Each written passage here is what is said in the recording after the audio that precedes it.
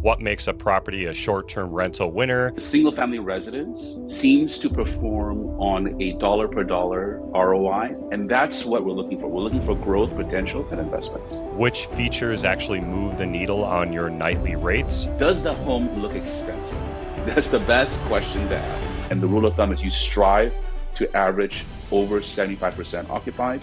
My philosophy is if corporate America is willing to put billions of dollars in a city, they must know something that I don't know. If you don't know what bonus depreciation is, please look into it, especially if you're a W-2 employee. What sort of guidance are you giving your clients? Most important thing to look for before anything else is regulation. Welcome back to SEI Mortgage Podcast, where we break down lending strategies for self-employed borrowers and real estate investors.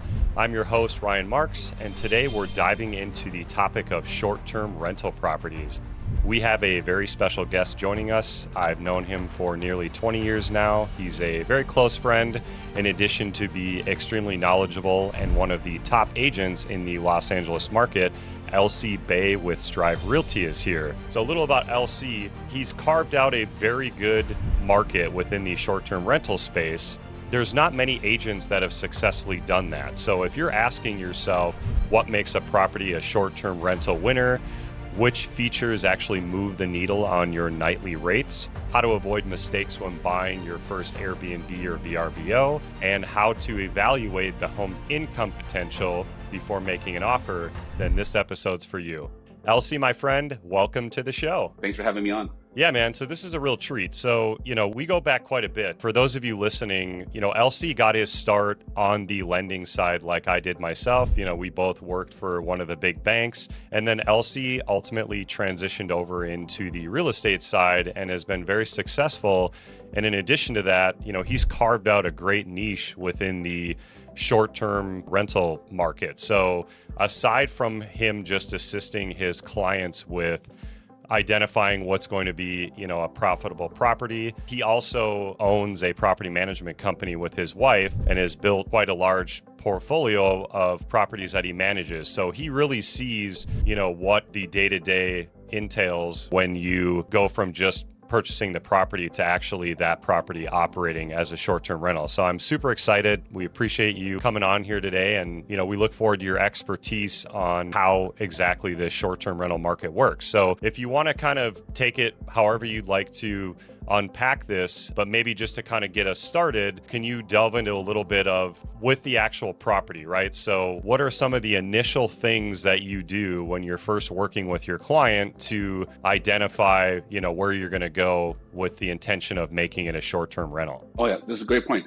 So with every client, the most important thing that we discuss is the main purpose of why they are buying the short-term rental, right? So most of the time it's going to be because of they want to take advantage of the tax breaks that is at the bonus depreciation. And they want to make sure that whatever the money they're putting down, if they're leveraging it and they're financing it, that the monthly revenue after all expenses is going to be able to cover or at least be a little bit cash flow positive on each of the properties. Sometimes this may not be the goal. Sometimes they have a personal use for it. And then the short-term rental piece is a supplement to owning the vacation rental. And the reason why I highlight these two things is because then the objectives is going to be very different. For example, the first client is going to look at it strictly through an investment lens. They kind of have an opinion of what it should look like, roughly what kind of layout they want. But if the numbers look right, if the numbers make out and it is in a good condition, then most of the time it's going to hit the goal. But if you have a secondary goal that you want to achieve by having personal use and you want to have vacation space, then they know that, okay, as long as I have the rental the way I want it physically, then the numbers take a secondary objective or a secondary priority to the main goal.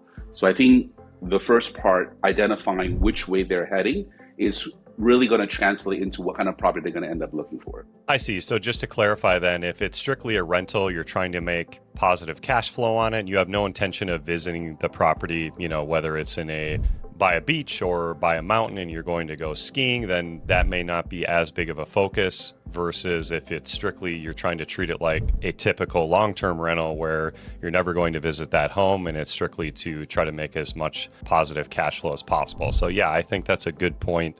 You identify that first with your clients. So let's assume for our purposes, we want to purchase this property with the intention of, making as much positive cash flow as we can. Can you kind of take us through how maybe specifically in the Los Angeles market with the clients that you're dealing with, where exactly you're going? Because LA is very big. So for those of you who haven't visited there, it's a very large city. Like you could cover hours from end to end. So there's a multitude of places that you could potentially buy. So what sort of advice or guidance are you giving your clients then when you're initially trying to identify that property? Usually in the Los Angeles market, the single family residence seems to perform on a dollar per dollar ROI better than any other product. And I believe this has largely to do with getting into the meat and potatoes of the demographic that's going to yield you the most amount of revenue. When you're looking at vacation rentals, basically, you're competing with hotels, you're competing with motels, you're also competing with other forms of housing that's available. And the one unique space that all the other competitors cannot offer is a yard, a personal backyard, right? And then because you can have a kitchen in an apartment, you can have perhaps a front yard in a townhouse. But if you want a backyard, if you want a personal pool, if you want your own jacuzzi, you want your own barbecue location, then the only way to get that is through a single family residence. And from what we've seen in the data, it does appear that they will pay a premium for that. For example, a 3-bedroom, 2-bath townhouse in a luxury condominium that offers amenities like a pool and a jacuzzi and all that stuff, for whatever reason, does not yield the same amount of money as a 3-bedroom, 2-bath house that has a pool, for example. So I think if you're going to look in the Los Angeles space, then the single family residence route is probably the first type of property that I would look for that will yield you the most amount of revenue to help you cover. Is that because, you want to have your own designated space? Like typically when you're vacationing, you're going with maybe more than one family and you don't want to have common walls, right? Where you have neighbors left, right, up, down, and you want to have space. So you're not forced to just be inside all the time when you're at the residence. Is that possibly the reason why typically those properties do better when they're a single family versus, townhomes or multifamily? That does play a part into it, right? Obviously, when you are looking at a single family, let's see who would rent that, for example. Well, most likely it's going to be a family that has extended family. Maybe they're traveling with kids and maybe grandparents are involved, or their own brother and their brother has also another family. So now you have maybe a husband and wife, another husband and wife, each have 2 kids. You have a group of 8. So a single family residence makes sense. If we go to a hotel, for example, and your kids are 4, 5, 6, 7, 11 years old, this is at a stage when they're very active. And we can hang out at the lobby, sure. We can hang out at the pool and we can hang out at the restaurant. There is a time limit to it, right? So it doesn't really allow you to kind of relax and have downtime and just kind of watch the kids run around. When the kids are actively running around the lobby, most of the time your head's going to be on the swivel, right? You're going to make sure that they're not breaking anything, they're not disrupting other guests, right? But then if you had your own space that had a backyard, then you're kind of more relaxed. You can kind of take it down a notch, allow them to explore because they're confined in an environment. They're not going to, as long as they don't run out through the front door, they're going to be okay. And I think that's the appeal for most people. Okay. So tell me about the specific markets then. If I want to buy an Airbnb or a short-term rental property, where am I looking? Like, obviously budget has to be taken into consideration, but like what sort of questions are you asking your clients to kind of determine, where you're going to find them the best bang for their buck? Most important thing to look for before anything else is regulation. So Los Angeles, California in general, has different cities, different counties, and most of them, especially LA Orange County, have very, very strict restrictions on whether or not the city allows for a short-term rental. Even if the city allows for a short-term rental, There may be a cap, for example. For example, if you're in Placentia, there might be a cap on how many short-term rentals is allowed, what they call unhosted, meaning it's a full-time vacation rental. You don't have to live there, right? Some cities allow more permits if you live in one room and you rent out the rest of the house. So I think the regulation piece is number one. And then number two, if the city allows for it, then if I'm looking strictly as an investment, I usually want to buy in a location that has a lot of activity going around, meaning a lot of other types of commercial investments investing into that city, right? Because the idea is if it's for investment, I want to buy low, sell high, meaning I want, after I close escrow, I want something happening in the city that will help push the price per square foot upward more than just the normal market trend. And some of those things can be whether, for example, in Anaheim, they're building something called OC Vibe, is a $5 billion investment into Honda Center right now. They're going to completely reimagine it with outdoor dining. They're also going to have retail space. They're going to have a entertainment center, like kind of like an area where you can have concerts and stuff like that. They're also going to have luxury living. They're going to have hotels, and they're planning to have this project completed by 2028 so that Honda Center, where that center is, will host some of the games in the 2028 Olympics. So these are some of the things that I look for, especially when I'm investing in a property. I would love for the city on top of it to have additional income coming in, additional investments investing into that city. My philosophy is if corporate America is willing to put billions of dollars in a city, they must know something that I don't know, and not necessarily that I just go with it, but that is the first clue.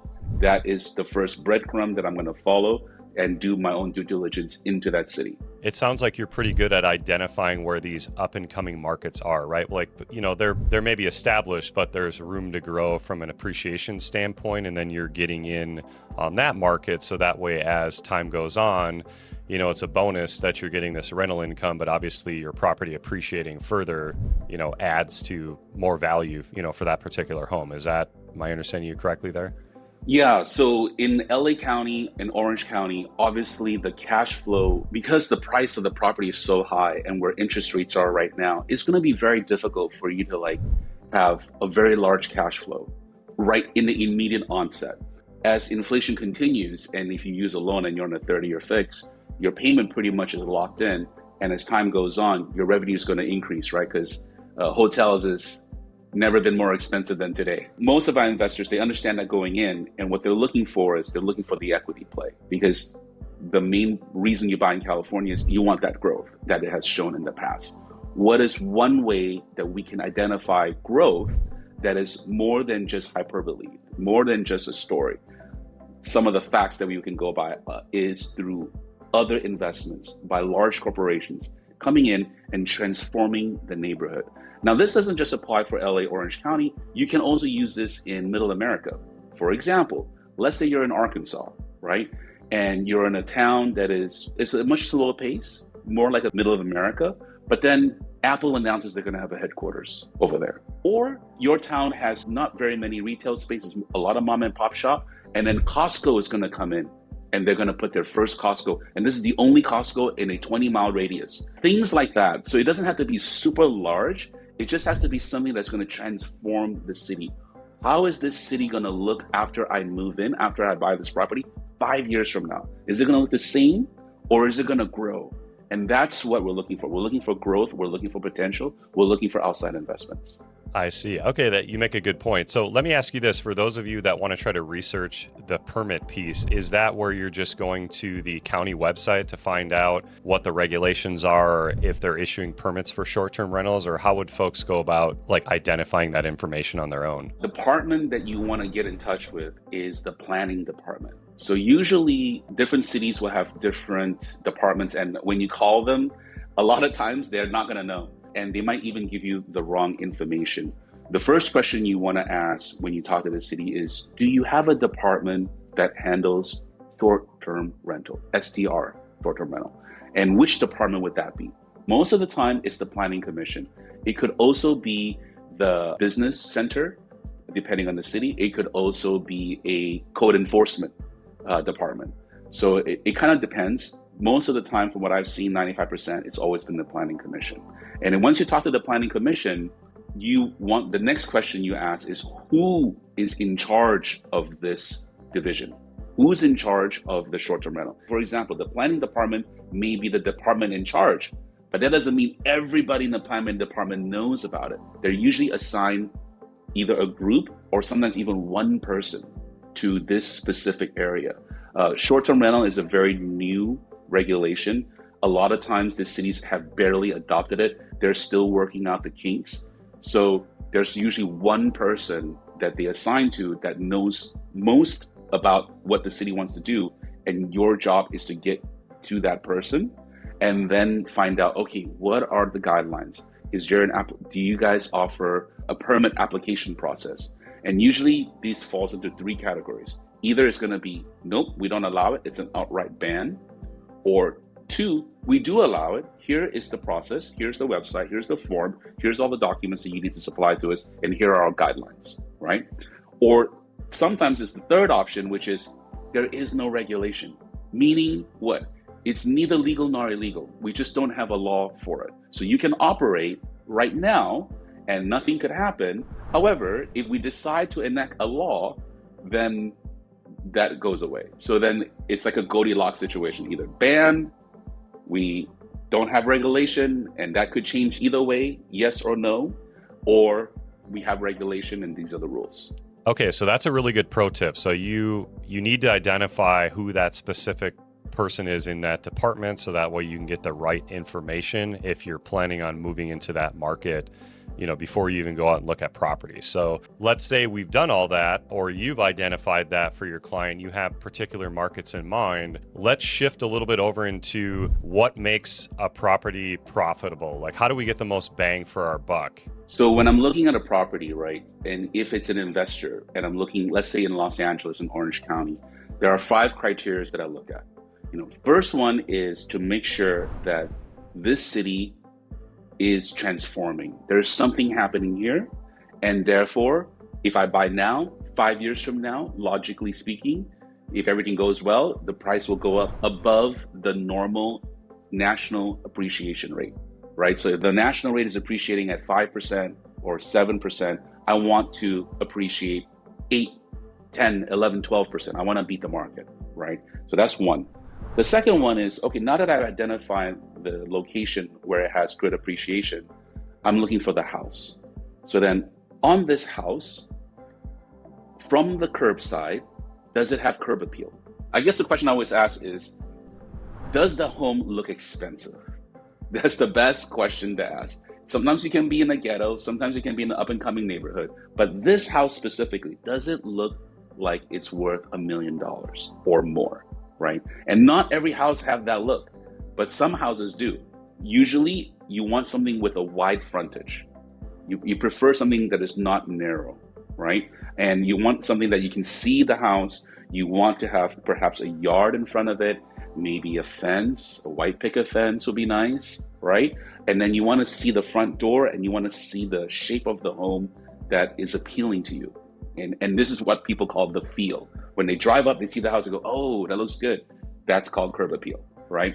Then the third part is, okay, once I step inside the house, I'm looking at it through the lens of hospitality. What about this home speaks to my vacation? How does this home improve my relaxation, right? What are we offering? Is there a nice layout? Is it an open layout where it's going to be a lot of people here? Is there an area that they can congregate inside the home, right? Is it the kitchen that has this island? If not the kitchen, is the dining room attached to the living room? And the most important thing is the kitchen is the heart and soul of the property. Most of the time, you want the kitchen to be in the center of the home that is connected to the dining and living room. When the kitchen is connected to the air and dining room is usually when you have a large open concept, or you have an area that people will congregate around the kitchen and they can hang out close by, right? So that's one of the few things I'm looking for. And on top of that, does it have a bonus room? Does it have a room that I can use as a game room? Is there a 2-car garage? Maybe I can convert that garage into a game room. And then does it have a pool? And in Southern California, the weather is great. So a pool goes a long way. Is there a way for me to heat the pool? I can charge more if it's heated. I can increase my occupancy rate as well. If I don't have a pool, it's not heated, then is there a space I'm going to put a jacuzzi in there? All right. And if I can put a jacuzzi in there, is there outdoor space that I can utilize for me to have couches, loungers, dining table, or even like a coffee area? How's the landscaping looking like back there? All that will add to the exclusivity of the home that will help you differentiate yourself from the marketplace. And because you do that, just like Ritz-Carlton, they charge Ritz-Carlton prices, right? But there's a lot of Marriotts. There's a lot of Holiday Inns, right? And if you want to compete a little bit more than just the average rate, then you're going to have to offer something a little bit more than your competitor. So then, the fourth thing is the regulation. And then the fifth is obviously making sure that we do the inspection of the home. We have an idea of what the condition is. Either it's in bad condition and it's already priced in, or it's in moderate condition, or it's in excellent condition, and therefore I'm okay paying on the higher ticket price of the home. Okay, so let me ask you this then. When it comes to the cost associated with purchasing a property for the intention of short-term rental, aside from the loan piece, which we'll touch on, do you have a good idea of conveying to your buyer, this is what you're going to be spending on average? Because you have to furnish this property. Remember, when you buy this home and it's not a long-term rental, there's not someone else like bringing their bed and their couches in. So you have to furnish every room. There's certain things that have to go in the room. You need silverware, you need dishes, cups, everything. So is there kind of a general dollar amount that you associate with that property, assuming that there's no other work needed to the home and it's turnkey ready aside from, those pieces or maybe some painting? For us, if it's a 3-bedroom, 2-bath with outdoor spacing, we're probably looking at about 25 to 30K in furniture. And that sounds like a lot, but in actuality, it's only about 10,000 to buy the furniture. The remainder 15,000 goes towards stuff that you don't see, like mattresses, 3 linens, you need pots and pans, you need towels, you need body soap, shampoo. All those things add up. Paper towels, toilet paper, a storage to store all that stuff so people can't steal it. You got to make sure I have the closets in the garage that I buy. They're from Amazon, maybe like $200 a piece, and I buy like 2 of them. And it has like a little key that I can lock it up. Otherwise, they're gonna break in and they're gonna use up all the stuff. So usually it's about 25, 30K with outdoor spacing. The outdoor furniture can cost about $5,000 depending on how you dress it up. You can always do it at a lower level, right? You can always make it more bare bone and maybe go as low as maybe $15,000. But then it depends on the area and what you're trying to do. If I do that in Los Angeles, most likely it's going to look like one of those Airbnb that is like grandma furniture, where it looks very dated. If we want to charge a little bit more, maybe not uber luxury, it's going to be about 25, 30K. If I was in Beverly Hills, for example, and there is like a 4,000 square foot home, it's not unlikely that we may go $50,000 just to dress it up, because it's so large and has so many bedrooms. And every room needs something. So it adds up, and it really depends on what type of property it is. You bring up a good point. So again, you're in the Los Angeles market, but if you're purchasing a property in another state, I think the good rule of thumb is you need to understand what the homes look like in your market. So when you're online looking at the pictures of these properties and they're furnished, or you're just go to the, Airbnb website and you'll see how these particular properties are furnished within your market. It's just like purchasing any other investment property. You don't want to overdo it and you don't want to underdo it, to LC's point. So if you're in more of a, relaxed like cabin community, your home is on a lake, you may get by with more cost-effective furniture and other items that you're putting in the home because you don't need this fancy couch because it's not going into a house in Beverly Hills. So keep that in mind when you're trying to identify what your budget is. But to LC's point, like a good rule of thumb is you should set aside, $15,000 to $25,000 for that additional cost for the furnishing. So let me add more to your point, because you brought up a very good point about the cabin, stuff like that. The most important thing is to understand the demographic that you're going to be renting to. right? Who are the renters and what is their expectation?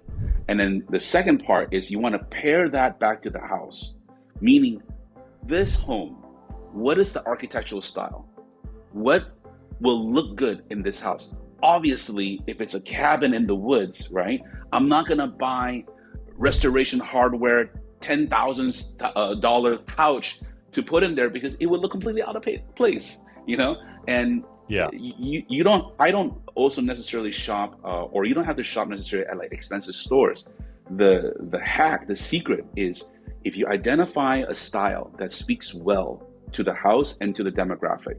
For example, if you have a mid-century home and you want to use modern furniture, or you have a Spanish colonial home and you want to use a little bit more traditional furniture, if you know what that style looks like, then it's much easier to shop in individual pieces that you can pair with expensive pieces. Maybe the dining table is the one that I spend the most money on.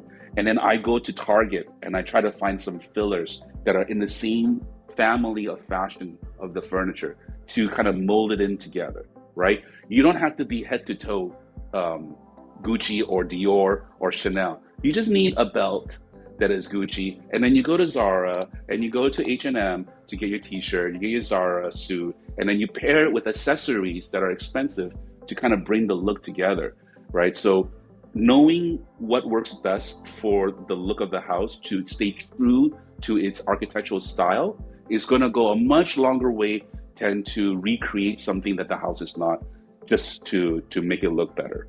Okay, yeah, I see. Yeah, you make a good point there.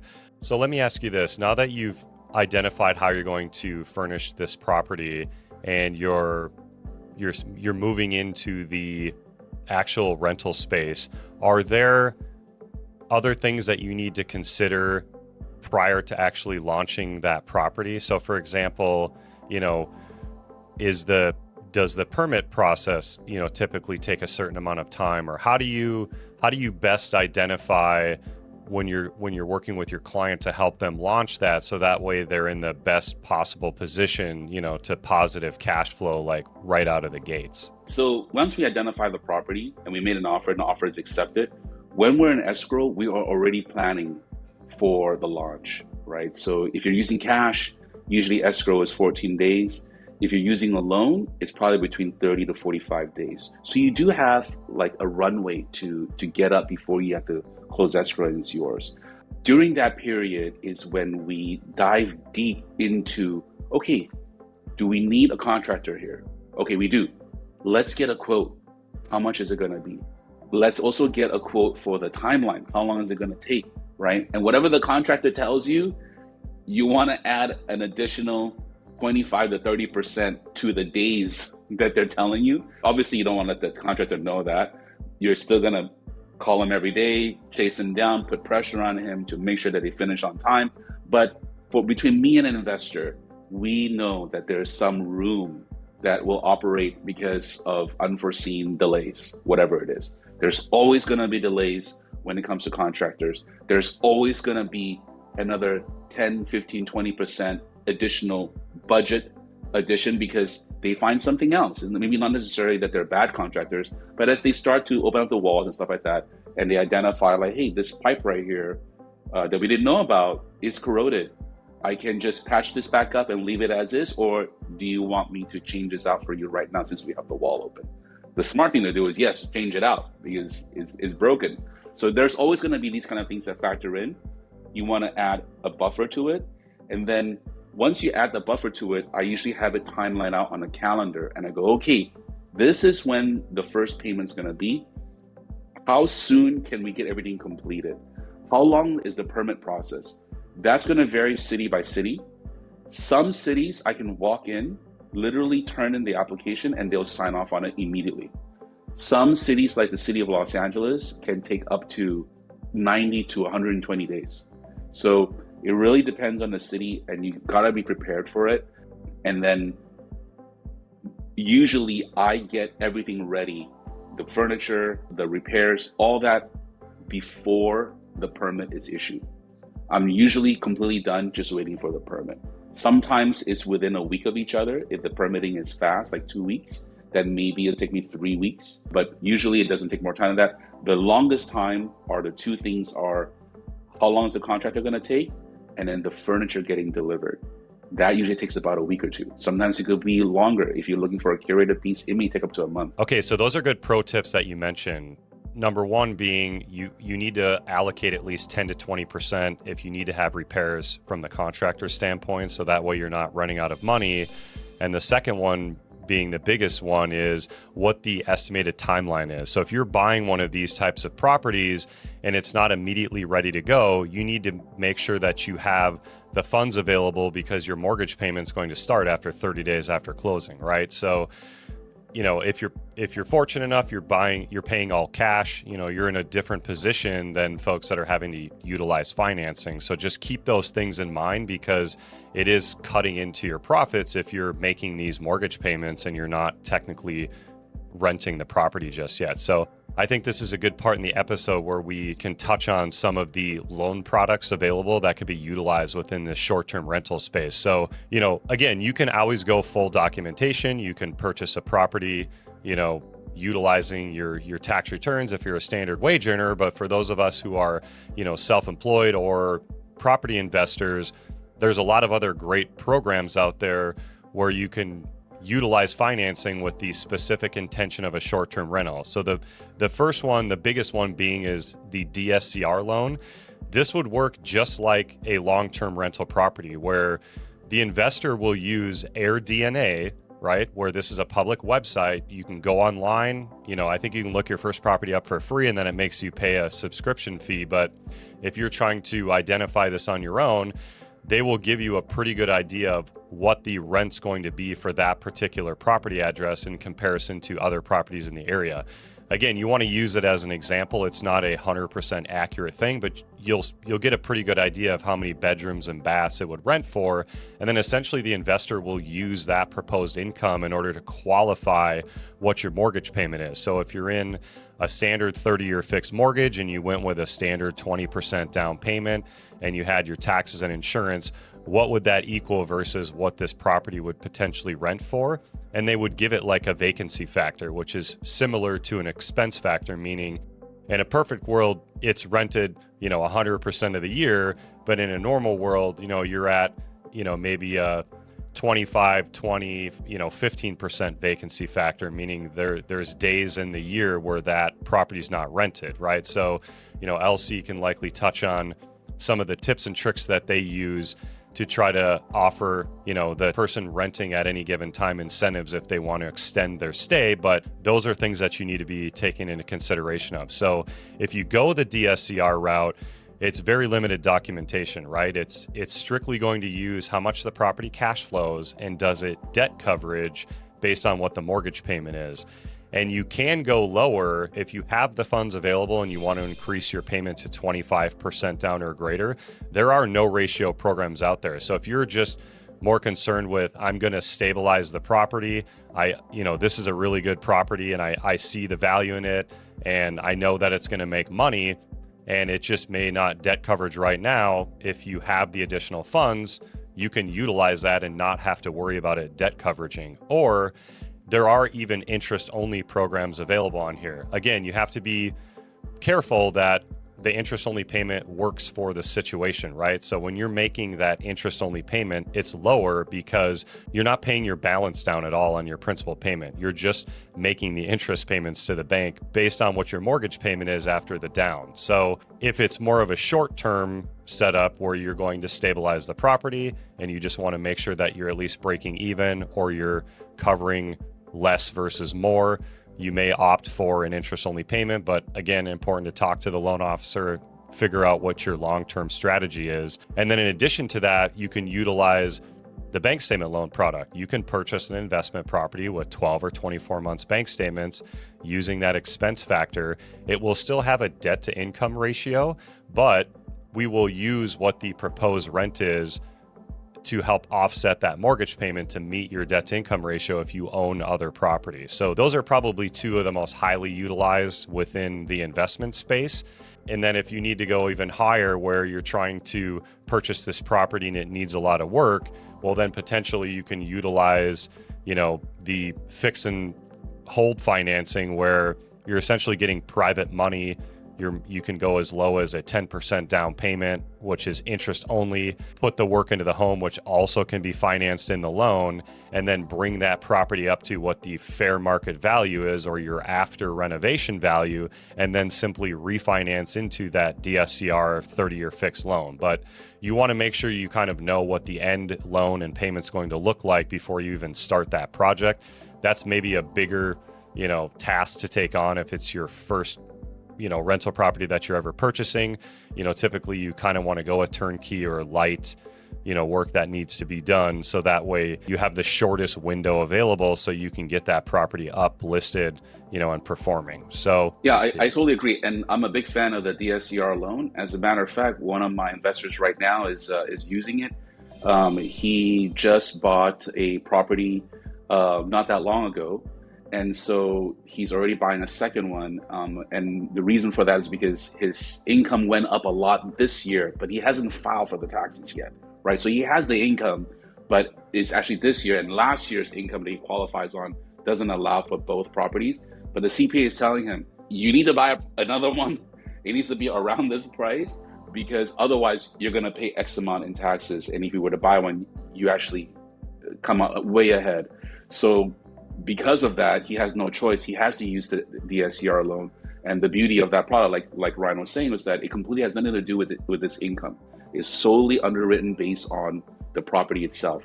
If the property itself qualifies because it cash flows as a short-term rental, then it makes sense for the bank to do it, and that's all they care about. And it's just strictly an appraisal with very, very little documentation, and a great option for people to explore. Yeah, and it's also worth mentioning too that you can vest this property in your LLC or your corporation, which that's typically difficult when you're trying to go with the traditional, qualified mortgage with the bank. They don't really like the property going into some sort of entity other than maybe like a family trust. So, this will further shelter this asset as you build your portfolio. And in addition to that, we work with a lot of investors where if you are utilizing this DSCR product and you're investing it in, an LLC or a corporation, it doesn't even report on your credit. So it's not even affecting this particular property, isn't going to affect your debt to income ratio when you go to buy your next primary residence and maybe you're utilizing full documentation or a bank statement loan, or they have to take into consideration, your debt to income, right? That's right. Okay, so now that we've identified the property, you've penciled out what you need to do to furnish this home or get it ready to launch. Now I'm sure everybody listening is very curious, how do you best maximize the positive cash flow on this property, and what are some of the things that you're looking for or other things that you need to consider, right? So, for example, you're paying your utilities, right? Like your tenant who's renting this property for, 2 to 5 or 7 days is not going to be paying the gas, heat, electricity, and water. And then you also mentioned that you need to account for supplies, right? So that shampoo and that toilet paper is going to run out. So do you help your clients kind of budget based on, how big the home is or how many bedrooms and baths that are, where you have to, replenish those items? And then how often are you doing that? And, in addition to the utilities and other reoccurring expenses that, continue to happen once you own that property and it's a short-term rental. So if you could kind of break that down for us and give us a good idea of, how that all pencils out to make sure you're profitable still. Right. So usually there's going to be a fixed cost that's associated with utilities, right? If you think about it, utilities is not really going to be that big of a swing. The most utilities can be for gas, water, maybe electricity, trash. If you don't have a heated pool, it's probably $500 to $700 a month, and that's a lot. But the lowest you can get it down is maybe $300. So you're really talking about $400 difference between the low and the high, right? For that reason, that's not where the cash flow positive occurrence is going to happen. We need to look at the income, the revenue stream coming in, because that's going to be the biggest indicator. You could rent SFR in Los Angeles for one night for $1,000 if it's July 4th, right? On average, it could go for $400. So if I have it booked for 2 nights or more, I already effectively would have covered almost all the expenses and the supplies. short of like maintenance stuff. So we need to focus on two things. We need to look at the nightly rate, and then we need to look at occupancy. And this is where the adjustment comes in. We need to price it where these two are in equilibrium with each other, meaning you want to remain above 75% occupied for the most part. And then you don't want to be completely booked up. For example, let's say you look at your calendar and you're booked up for the next 3 months. What that tells me is that you're way too low. You're playing it too safe, right? If your property is getting booked out 3 months in advance, right? And everyone else is going like week to week, maybe a month in advance is good enough. Maybe since you're 3 months in advance, do you want to increase the nightly rate, right? Just to test it out and see how it goes. Because remember, when you raise the nightly rate, you can always bring it back down. It doesn't remain up forever. We usually do a daily pricing check. The way we look at it is that the unrented days, we treat it as inventory, grocery inventory. If it doesn't sell, it's gonna rot and it's gonna go completely zero, right? I'd rather get 50 cents on the dollar than zero. Now, maybe there's a threshold that I don't wanna go below. Maybe I don't wanna go below $99 a day or $129 a day, because now I'm getting into a crowd that perhaps is going to give me more problems than it's worth, right? So there is a number that you don't want to go below, right? You don't want to compete with the motels, right? As a rule of thumb. So you want to stay elevated and you want to keep it high.